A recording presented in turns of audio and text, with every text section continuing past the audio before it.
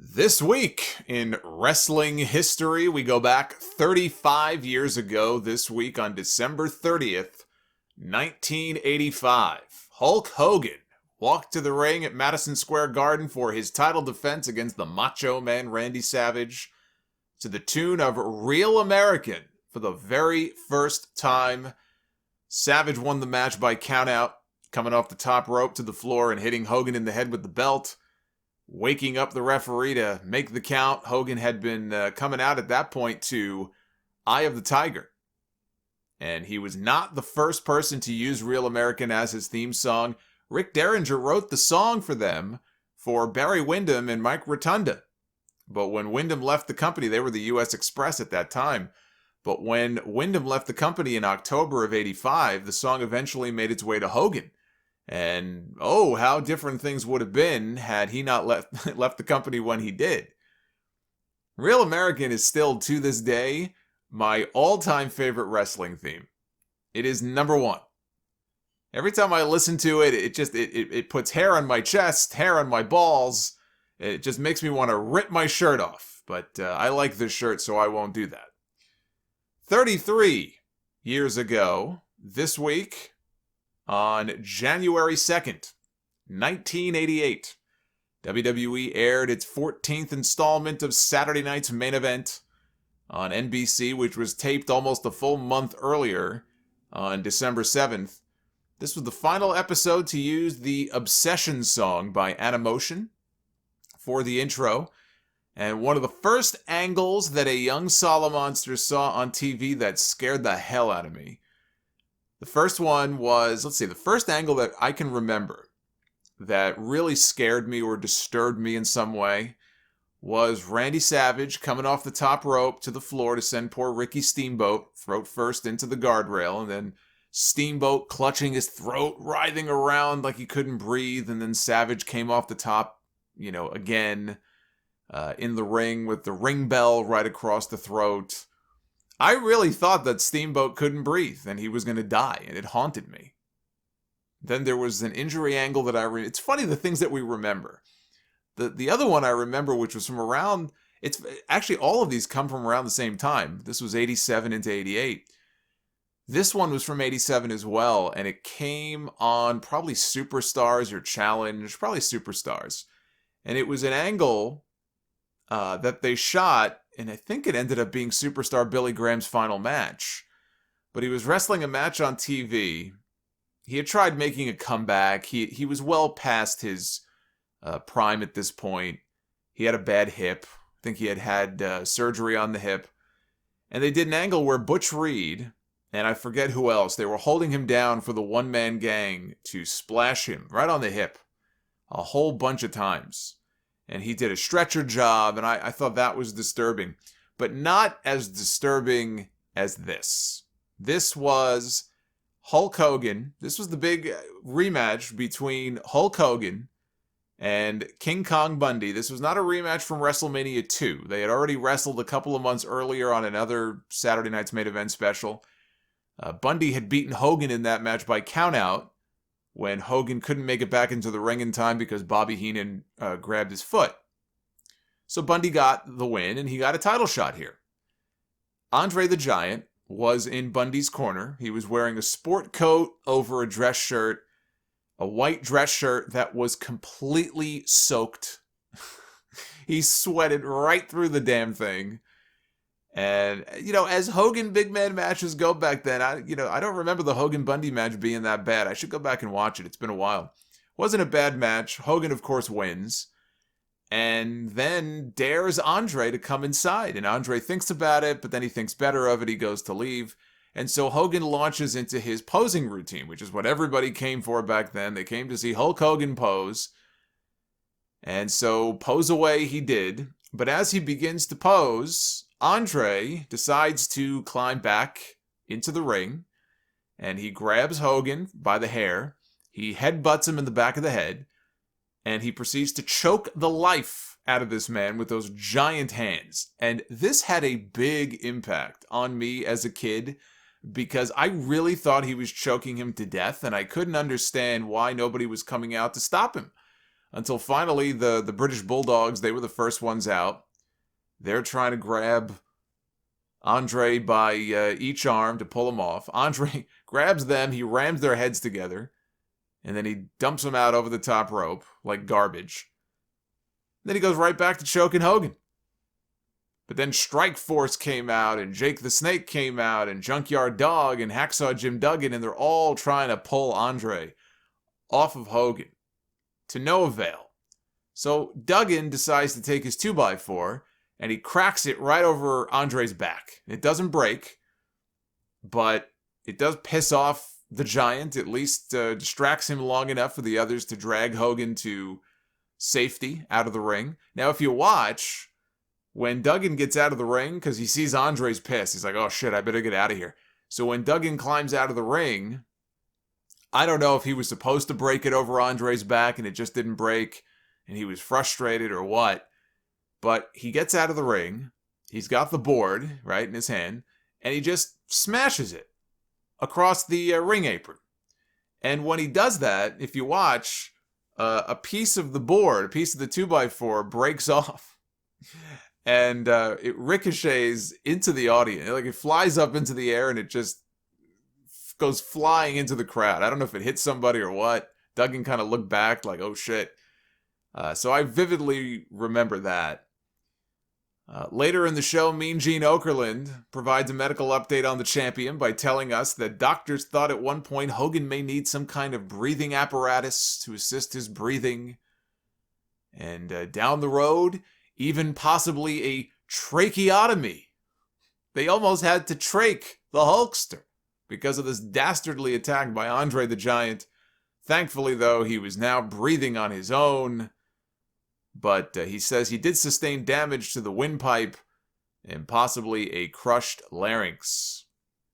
This all built to Hulk Hogan against Andre the Giant for the championship, the Big Wrestlemania Rematch, the following month on NBC, that had 33 million households tuned in across this country, tuned in at least for a few minutes, maybe not the whole show. 33 million people. Actually, I say households, it could be technically more than 33 million.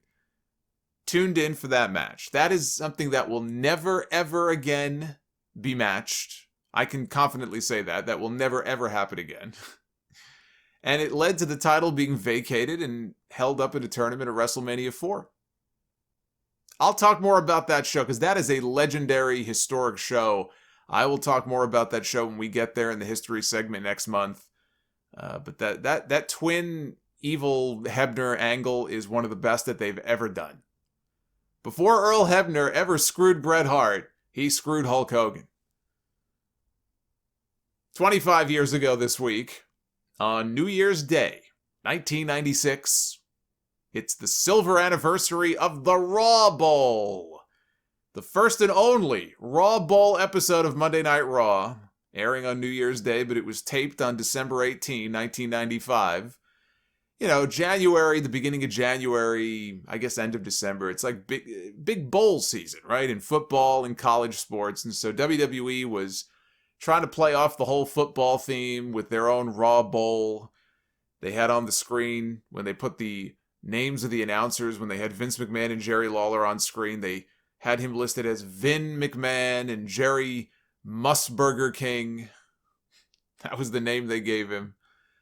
It opened, the show did, with a Raw Bowl match, a 4-team elimination match with a ring mat that was made out to look like a football field. All the wrestlers were wearing football jerseys. They had a marching band playing. They had cheerleaders, the Smoking Guns, Owen Hart and Yokozuna, Psycho Sid and the 1-2-3 Kid, and Razor Ramon and Savio Vega. Those were the teams.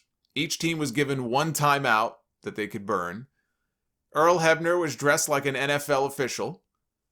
He was the head linesman, we were told, for the match. Owen Hart at one point refused to get into the ring when he and his tag team partner Yokozuna were both tagged in.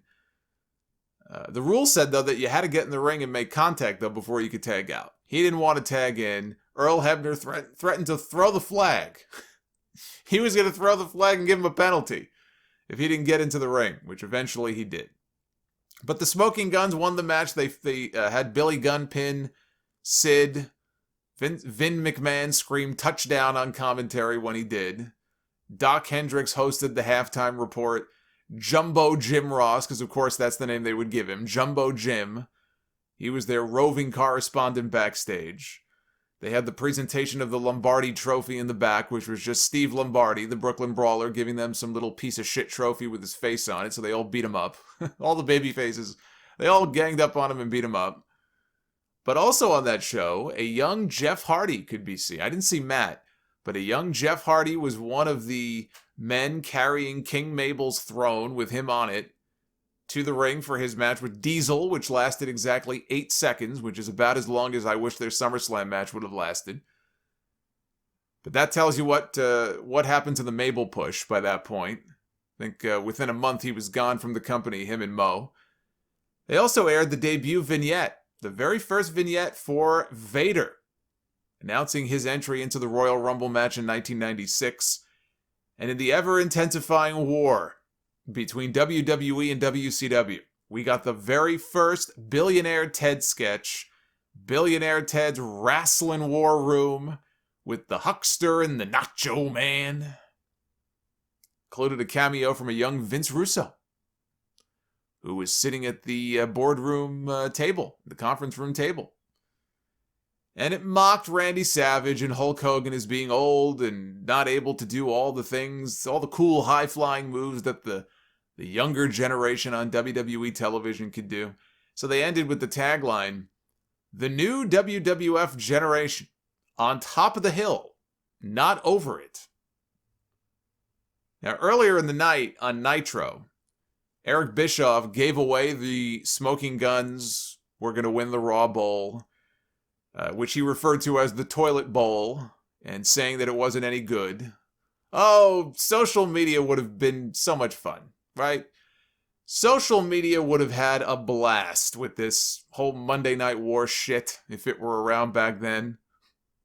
It would have been the mother of all dumpster fires.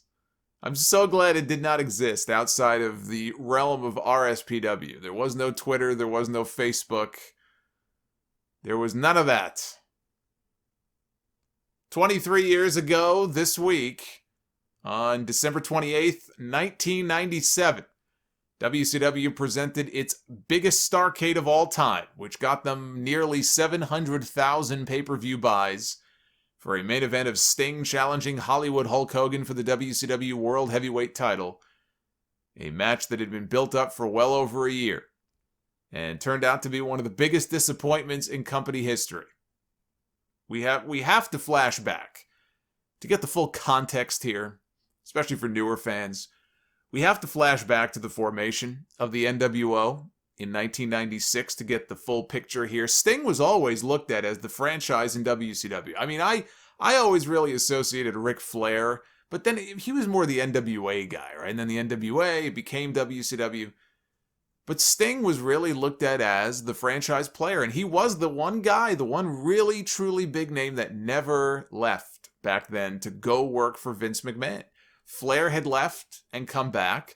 Vader, right, in the end of 95, early 96, he went over. Luger. I mean, all those guys, even Dusty. Arn Anderson. But Sting was the one guy. He was their franchise in WCW. And he was one of the first men to stand up to the NWO when they formed. He and Lex Luger had agreed to partner up with Flair and Arn Anderson in the War Games match to take on Hogan, Hall, and Nash. And I guess a mystery partner of their own. The NWO tried to play tricks and convince the babyfaces that Sting was with them. And Sting was actually a mole, or he was turning against WCW. But he really wasn't. They had a fake Sting that they brought in. But the NWO got Luger and all those guys to doubt Sting. They started to doubt him. They didn't believe him when he said that it was all bullshit. And that is when Sting showed up on Nitro coming out of the Fall Brawl, War Games pay-per-view. He came out on Nitro. And this was the very last time in his career that we saw Sting with the multicolored face paint, and he came out on Nitro, and I pulled part of the promo here just to read to you. This is what he said. Because I don't know that everybody necessarily knows why Sting started wearing the crow face paint. I had mentioned it on my one of my streams in the last week or so, and somebody sent me a message and said, I never really stopped to think about why that was. I never knew that. They never knew that Sting, the whole, like, he felt betrayed and everything. So let me just read you part of this promo. He said, I saw people, I saw some wrestlers, I saw commentators, I saw best friends doubt the Stinger, which brings me to Fall Brawl. Says, I knew that I had to get to Fall Brawl and get face-to-face with the total package and let him know that it wasn't me. And what I got out of that was, no, Sting. I don't believe you, Sting. Well, all I gotta say is that I have been mediator, I have been babysitter for Lex Luger, and I have given him the benefit of the doubt about 1,000 times in the last 12 months. And I have carried the WCW banner. I have given my blood, my sweat, my tears for WCW. So for all those fans out there and all those wrestlers and people that never doubted the Stinger, I will stand by you if you stand by me. But all the people, all the commentators, all the wrestlers, all the best friends who did doubt me, you can stick it. From now on, I consider myself a free agent. But that doesn't mean you won't see the Stinger from time to time. I'm going to pop in when you least expect it. And after that is when we got Crow Sting sitting up all by himself in the rafters. So for the next 12 months, 12 plus months, that's what he did. He would pop in from time to time. He wouldn't really say much. Literally dropped in. He dropped in from the ceiling on some weeks. And honestly, those are some of the most memorable moments of Nitro during that whole Monday Night War period. And it all built to Starrcade. Sting would be the savior that WCW was looking for. He would end the reign of terror of Hollywood Hogan. And he kind of did. He won the match, but not before Hogan took the majority of it. Didn't help that there was no agreement coming into this match, even the night of the show. There was no firm agreement on what the finish was going to be coming into this match. Sting claims that there was a lot of politics going on, which, I mean, given who was involved, is hardly a surprise. When Hogan finally dropped the big leg on Sting in this match, referee Nick Patrick was supposed to fast count Sting. But there was no fast count. And Hogan pinned Sting clean in the middle with the leg drop. He pinned him with his finish, clean as a sheet, 1, 2, 3. After how many months? 15 months of build-up? Then Bret Hart, who had just debuted for WCW after being screwed in Montreal, just could not bear to see somebody else get screwed. He ran down, he punched Nick Patrick in the face. It was funny, too, because he was accusing him of fast counting, and if you listen, Nick Patrick is like, he's being all nice. Like, no, sir. No, it was a normal count, sir. And then Bret just blasts him in the face, and he takes this ridiculously exaggerated bump, does Nick Patrick down to the floor. I mean, it was a phantom fast count. Bret Hart looked like an asshole, coming out and beating up a referee for no reason. Sting eventually won the title, but I mean, this was the easiest match in the world to book. This was the easiest match in the world for a promoter to book. Now, that promoter has to deal with egos and politics and personalities, and if Hogan has creative control, that's why you don't give somebody creative control in their contract. You would think these promoters would know that by now. That's the worst thing you can do, is give them creative control. It doesn't matter if you give them a little bit of creative control, 100% creative control. How are you, or how is a judge going to determine if it ever gets to that point? Well, sir, I had 60% creative control in my contract, and so therefore I, had the ability to say no to this finish. Like, just don't do it. If you are running a wrestling promotion, if you ever aspire to be a promoter, and I don't know why you would want to be, but do not give creative control to the wrestlers. That is the lesson learned from this, from Montreal, from all of it. So, I understand that Eric Bischoff probably had to contend with that, but he is still the boss. And all you had to do, after all of this build, you have Sting, right, who has not wrestled for an entire year. He goes in there, he frustrates Hogan. Hogan has a chip on his shoulder. Yeah, he was afraid of Sting all those weeks. But now that we're here, I'm not afraid of you. But Sting is just frustrating him in the early going. Hogan just can't get a handle on this guy. But then maybe like a good old eye rake or something, which even Hogan did when he was a babyface, because he was always a fucking heel. Back scratching, eye raking. You're going to tell me this guy was a fucking babyface? One good rake of the eyes, Hogan takes over, right? Gets the heat on Sting. He's beating him down and beating him down. Eventually, Sting makes a comeback, and Hogan, maybe he doesn't rake the eyes around. Maybe he rakes the eyes then. Whatever it is, he gets control back. He hits the leg drop. Nick Patrick, who had played heel referee before for the NWO, he makes the fast count like he should have. And then Bret Hart comes out, and the rest of it plays out the exact same way. It's not even that much of a deviation from what they did, but enough of one to at least not make Sting look like a fucking idiot. Easiest match in the world to book. Nick Patrick was on David Penzer's podcast. David Penzer was the ring announcer back then for WCW.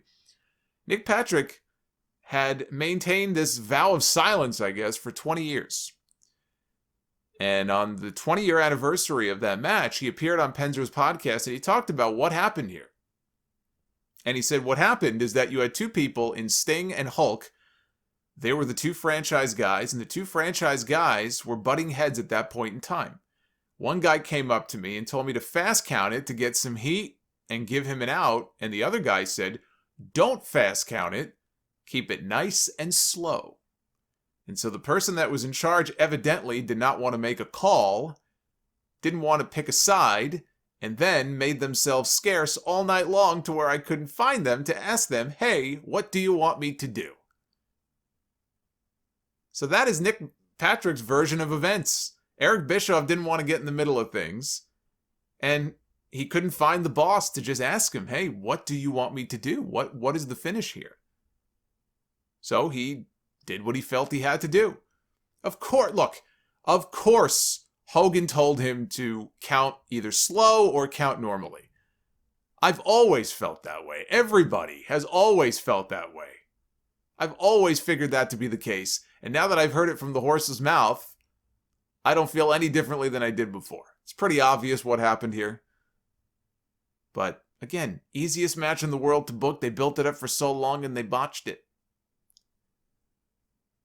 22 years ago this week, on December 29th, 1998, at the Monday Night Raw taping in Worcester, Massachusetts, Mankind pinned The Rock to become WWE champion for the very first time on a show that would not actually air until the following year, 6 days later on January 4th.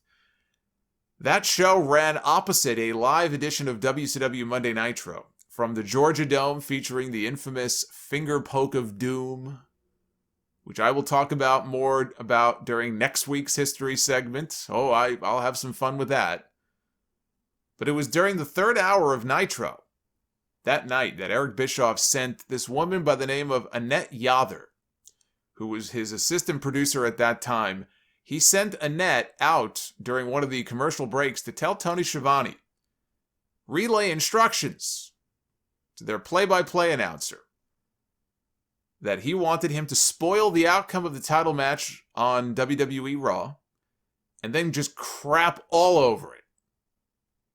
And so he didn't tell him exactly what to say. He didn't put the words in his mouth, but he did tell Tony Schiavone, I want you to just spoil it, and I want you to just blast it. Just crap all over it. And Schiavone is the one who came up on his own, he claims, with the butts and seats comment. He said Bischoff didn't specifically give him the words to use, but he knew what his marching orders were. He got them, and he did what his boss told him to do. He didn't want to do it. He thought it would be dumb. If you tell people, hey, there's a world title match on the other channel and they're going to crown a new champion, what are you going to do? What do you think people are going to want to do? Unless you are just such an ardent WCW fan that you really don't care about anything going on the other channel. What do you think most people are probably going to do if you tell them that you're going to get to see a world title change? If you flip on over to the other show. But he went on there and he said Mick Foley, who used to wrestle for us as Cactus Jack, was going to win their world title. And then very sarcastically said, that'll put some butts in the seats. then again, people don't talk about this, but there was a second segment a little bit later on during one of the mid-card matches where he repeated that Foley was going to win their world title. And then he made a very snide remark about, that's the guy, like, that's going to be their world, like he's some kind of creature. Like, that's going to be their world champion. So what ended up happening is you had about 600,000 viewers switched away from Nitro to watch Mankind win the title on Raw. Mick Foley was hurt by the comments. It did, on a personal level, hurt him. He had considered Schiavone a friend. And he says what he did was, he waited until the ratings came out to call Tony. He had his number. And he intentionally, when he called him, he was very intentionally, he left a very morose, downtrodden message saying, listen, it's Mick Foley. I heard what you said. I honestly don't know why you guys would do that to somebody who worked so hard for so long for your company. And in truth, it probably just hurt your ratings. But anyway, I just thought I would say hello. Schiavone called him back. Foley's wife answered the phone, and she comes to him and says, hey, Mick, Tony Schiavone is on the phone, and he sounds really sad. And so anyway, the two of them got on the phone, and you know, they basically made up. They had a very pleasant conversation. Schiavone explained, look, you can't possibly think I meant what I said. I was just doing what I was told. And look, what I remember from it, because I was, you know, into all this shit back then, and, you know, it was really a great time to be a fan. It really was. And I was right in that age group. I was right in that demographic where I was just eating that shit up every week. It was just must-see television. You'd be flipping back and forth. And I wasn't the biggest WCW fan, but I'd watch. I knew what was going on. But I remember being kind of pissed because WWE spoiled you didn't need Eric Bischoff that night to spoil the outcome. WWE spoiled the outcome of that match on their own website the Tuesday before. And I remember this because I remember going on WWF.com and it was the first thing you saw. I think they actually had a picture of him being hoisted up by DX and holding the belt. They spoiled the match on their own website, and they did it on purpose because they wanted people to know that, hey, we got a big title change and you should tune in. But yeah, you want to blame Eric Bischoff, you can blame WWE as well because they spoiled it on their own damn page. Stone Cold was not originally supposed to even be there that night. He had the night off. I think he may have even had like a minor knee injury, but he was filming some stuff for their Super Bowl commercial that they got. Remember their first Super Bowl ad from Titan Tower in 99? I think he had been filming stuff for it. And they asked him, they said, look, we need you to do the run-in in this match. So he ended up being there and he ended up coming out. It is still to this day the biggest pop that I have seen or heard in all my life. And I know all the stories about the Road Warrior pop because back in the day in the NWA, those guys, they would get huge reactions. And you can find a whole bunch of guys over the years that have gotten tremendous reactions when they would come out. I don't know, even if you don't have Stone Cold Steve Austin as your number one guy of all time, or you think that Hulk Hogan drew more money or John Cena in total drew more money, I don't know where on the chart Austin would fall. Obviously, he would be near the top. But I will say this. And I grew up a Hogan fan, and I saw Hogan posing every fucking night and every, all the big events where Hogan was just this larger-than-life guy. There has never been anybody else in the history of wrestling, certainly I think in this country.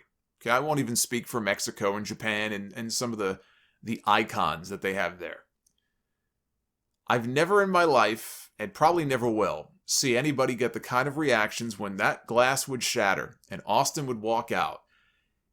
I can't even describe it to a newer fan. It's hard to put into words.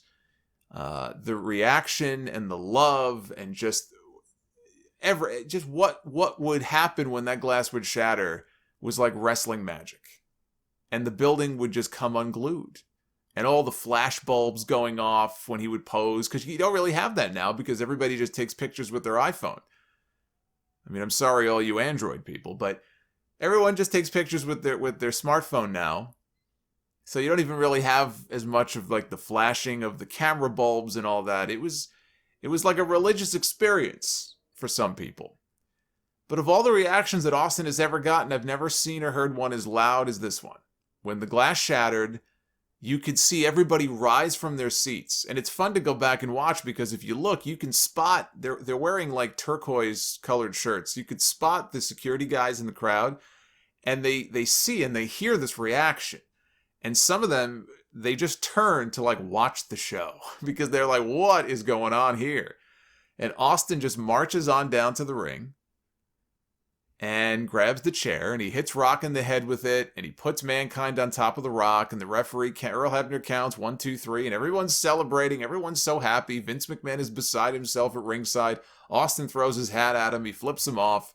It is this fantastic moment that is one of the greatest moments in Raw history. But that reaction that night in Worcester is still the biggest pop I've ever heard. I mean, it looked like the building was shaking. You could barely hear the announcers. It was so loud. Michael Cole, by the way, was the one who made the call that night on headset, not Jim Ross. Jim Ross had been out with his second bout of Bell's palsy for a few weeks by that point. And it's still, I think, one of Michael Cole's finest calls of his entire career. I think Jim Ross may have been in his ear that night, feeding him that line about, living in his Ford, whatever car it was, and I wonder if it was Jim Ross feeding that to him. I would love to know if that's the case because I remember, I think, hearing that, while he was off TV, like at the Royal Rumble and stuff, that Jim Ross was on headset backstage kind of coaching. I don't know if he was feeding him specific lines, but he was coaching him on commentary and stuff. I don't know if JR was there that night doing the same. Or when Cole, since it was a taped show, maybe he did the commentary in post-production. Was Jim Ross there feeding him lines and helping him along? I don't know. It's possible. It's possible that he was. But that was Cole's, maybe his finest moment on commentary. Just an amazing night. 18 years ago this week, on January 2nd, 2003, it was Wedded Bliss. On SmackDown, as Dawn Marie married Tori Wilson's real-life father, Al Wilson. They got married in their underwear. This all started in late 2002. Dawn Marie was feuding with Tori. She ended up in a relationship with Tori's dad, but then revealed that Al Wilson was not the only Wilson that she was interested in. And she wasn't interested in Wilson, volleyballs or basketballs or Wilson, the neighbor from Home Improvement. She was interested in Tori. She wanted Tori Wilson. And she blackmailed Tori into some hot lesbian action. This was during Vince McMahon's HLA phase. He loved the HLA. So she blackmailed her in exchange for not marrying or agreeing not to marry her father. And we had the memorable hotel room scene that aired at Armageddon in 2002. For those of you for research purposes who would like to go back on the network and watch it. The hotel scene where Dawn Marie is waiting for Tori, and Tori shows up in her lingerie, and she's very uncomfortable, and Dawn is trying to seduce her, and she's feeding her strawberries and, plying her with alcohol. Tori downs like an entire glass of wine to calm her nerves, and she disrobes her, and I don't know if you need me to give you the play-by-play for this. God, it's getting hot in here. Look, who wouldn't want to sign up for a segment like that with Tori Wilson? I believe that Tori Wilson is the most beautiful woman to ever grace WWE television. And they have had some beautiful women over the years. As a kid, I had a big crush on Miss Elizabeth, right? She was the picture of class, a very pretty woman. But Tori Wilson, to me, wow. She really, and she'll be on Legends Night. They're bringing her back for Raw Legends Night as I am recording this tomorrow night. I will be tuned in to see Tori Wilson. But she ends up marrying Tori's father anyway. Despite the footage that aired, which Al Wilson, he could take no more. So before they got to the really good stuff, they showed the two of them kissing and making out. And then he was like, no, turn it off. And they cut the footage. And Al Wilson in that moment became the biggest heel in the history of the business. But they went through with the wedding anyway. And she became Tori's stepmom. The wedding itself was actually very uneventful as wrestling weddings go. But it was during their honeymoon that, well, tragedy struck.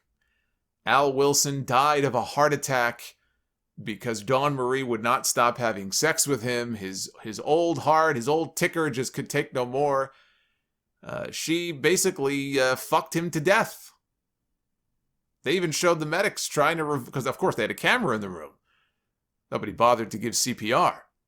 But they showed the medics with him on the bed trying to revive him with the shock paddles, and it was just to no avail. As great as SmackDown was in that 2002, 2003 period, it was the A show.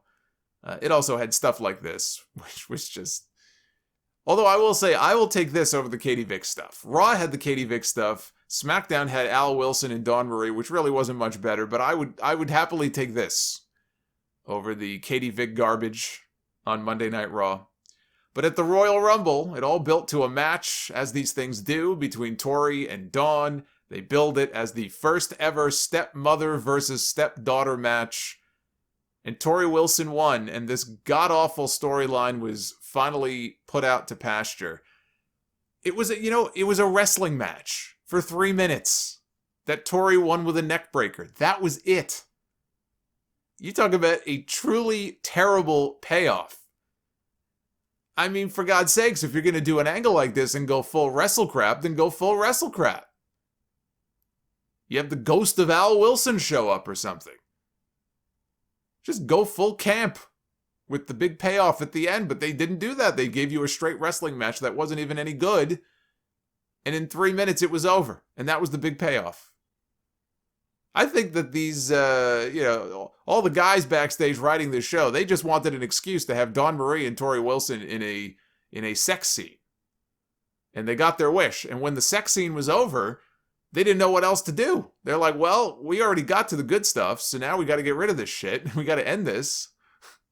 And they ended it in the most anticlimactic way possible.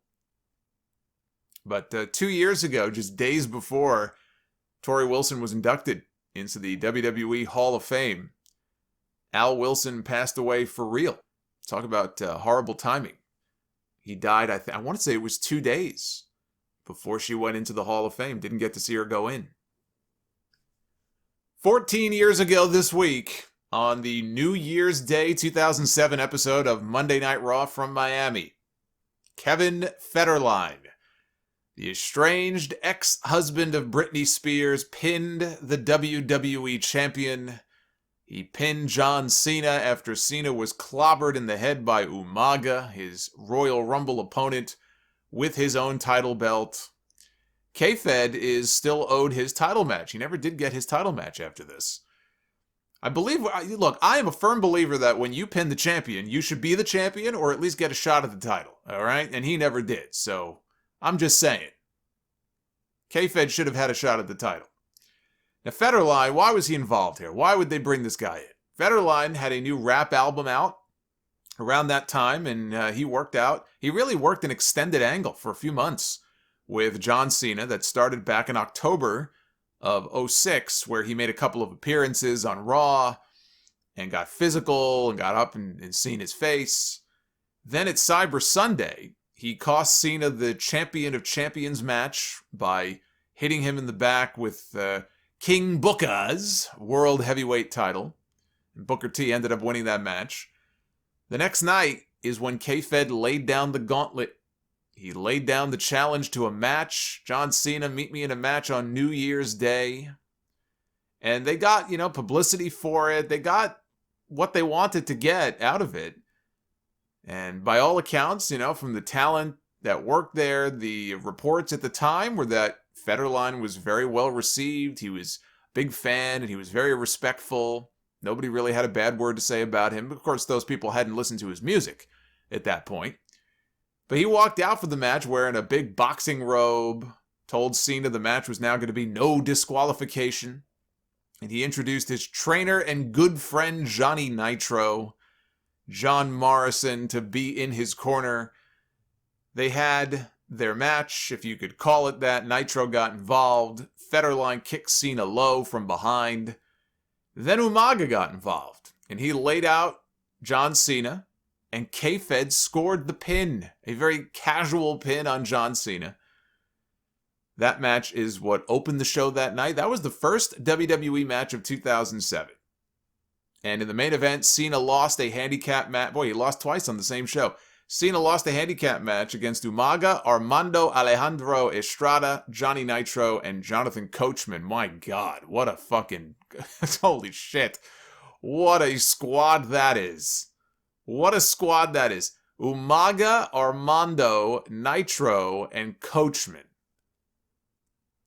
They got the win when Cena gave Umaga 2 chair shots to the head, pair of FUs on Nitro and Coachman, and then he made a mad dash for the announce desk, which is where K-Fed was doing commentary with JR and King, and he threw him into the ring. He gave Kevin Federline an FU to close out the show, but it will forever show in the record books that Kevin Federline has a win over John Cena that Cena has yet to avenge.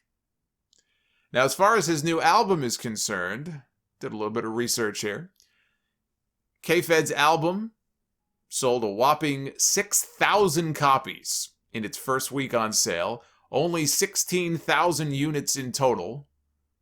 Here is just a sampling of the reviews of the album on the Metacritic website, if I may. FedEx, as he is now appropriately being called, is a waste of everyone's time. Please, people, make him flop. Stop talking about him, and perhaps, just maybe, he will go away. K-Fed is neither dope nor whack, and his rhymes are definitely the opposite of tight. This person says, I am disgusted by this album. I agree with the song America's Most Hated. He is truly America's most hated.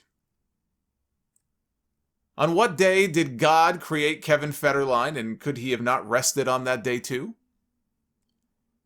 This is the first time an album has actually made me laugh so hard that I woke up sore the next day. Doctors should prescribe this album to people suffering from clinical depression. And finally, this is my favorite. Captain's Log. Stardate 9522.6. I've never trusted white boy rappers, and I never will. I can never forgive them for the death of my culture. It seems to me that our mission to listen to halfway decent rap while escorting the Chancellor of the Klingon High Council to a peace summit is problematic at best.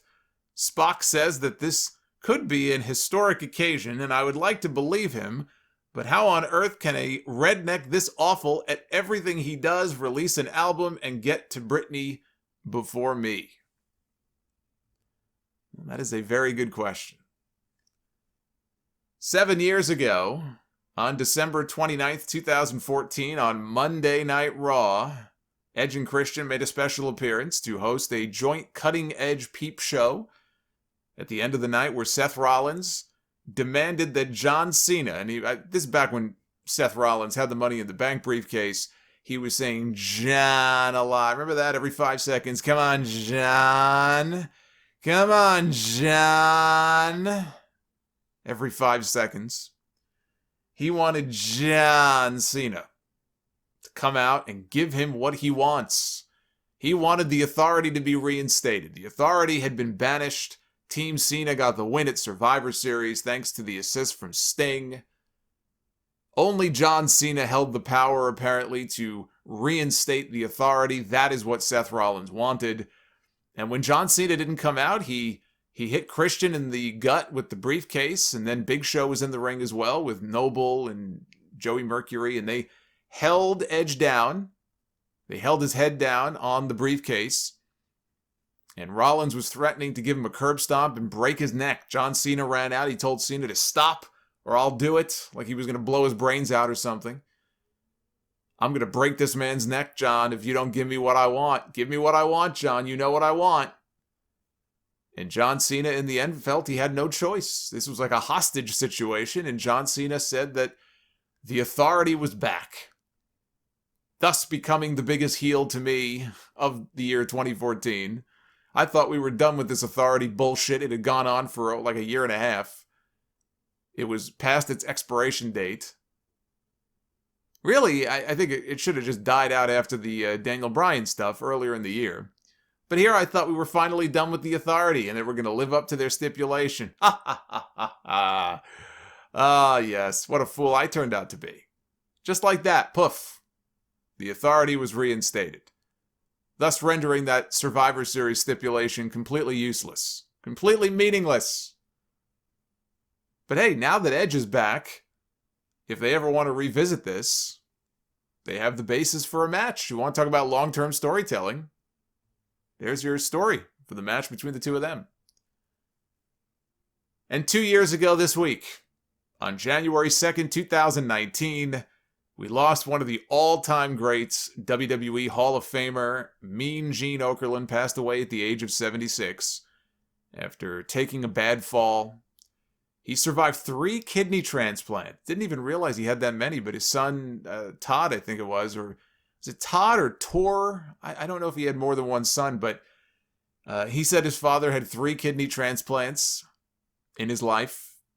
First one was all the way back in 1996 when he was still active and full-time working for WCW. There was absolutely nobody better at what he did in wrestling on interviews than Mean Gene Okerlund. Nobody. He was the best. He was the measuring stick as far as those kind of stand-up interviews go. He could do commentary too, but his strong point was really guiding those interviews. Whatever you were looking for, if you were looking for a serious interview, if you were looking for, and there were plenty of bloopers with him, you know, telling jokes and stuff. Whatever you needed out of him, he could give it to you. He was a total pro. He had been around forever doing this. He was a master of his craft. And I heard him years ago in an interview. And I brought this up to him when I interviewed him, which I had the pleasure of doing at WrestleCon. I was doing a bunch of interviews for Fight TV. I was their roving correspondent to WrestleCon back in 2017 in Orlando. And my big get of all the people I interviewed, and I interviewed Demolition, and just it was such a thrill for me.